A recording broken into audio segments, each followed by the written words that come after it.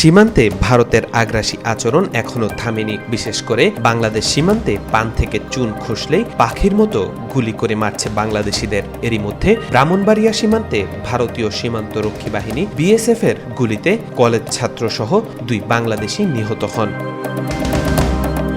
শুক্রবার রাতে ভারতের ত্রিপুরা রাজ্যের সিপাহীজলা জেলার কমলাসাগর সীমান্ত ফাঁড়ির অন্তর্গত নবীনপাড়া ও বঙ্গবন্ধের মধ্যবর্তী সীমান্ত এলাকায় এই ঘটনা ঘটে।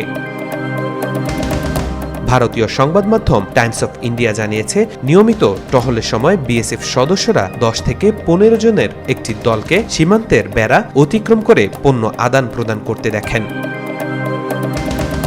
বিএসএফ এর অভিযোগ, স্থানীয় কিছু ভারতীয় গ্রামবাসীর সহায়তায় দীর্ঘদিন ধরে সেখানে চোরাচালান কার্যক্রম চলছিল। টহলরত সদস্যদের উপস্থিতি টের পেয়ে সন্দেহভাজনরা তাদের লক্ষ্য করে ইটপাটকেল ছুটতে শুরু করে।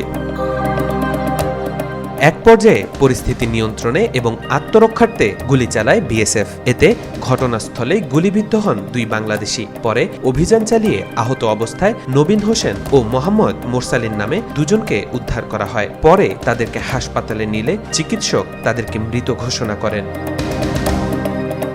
এদিকে সীমান্তে এরকম হত্যায় বাংলাদেশেও তীব্র প্রতিক্রিয়া দেখা দিয়েছে। বিএনপির সিনিয়র যুগ্ম মহাসচিব রুহুল কবির রিজভী হুঁশিয়ারিও দিয়েছেন। কাল 2 জনকে গুলি করে হত্যা করা হয়েছে ব্রাহ্মণবাড়িয়ার এক সীমান্তে।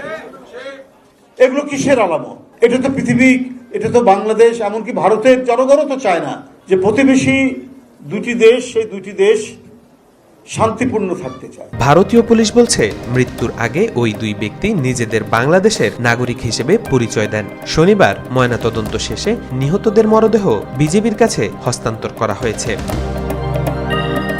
তৌফিকুল ইসলাম, আজকাল।